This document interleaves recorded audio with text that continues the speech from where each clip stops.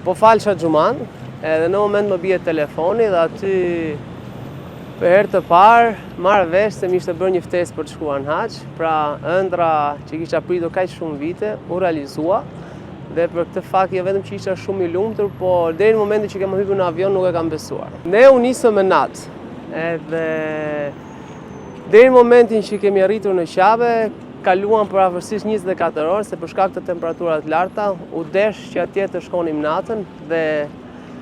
më thënë të vërtetën, unë të paktën ja 2 ditë mira nuk e dija se ku isha, përveç se kisha shumë emocione, ishte diçka jashtëzakonshme, nuk ishte lidhje fare me fotot, pra emocionet që kishim nga fotot ishin krejt ndryshe dhe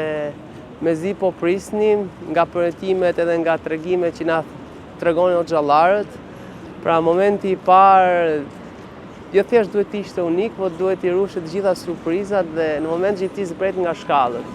edhe futesh në atë rreth rrotullimin e Qabes, ishte, një mallëngjim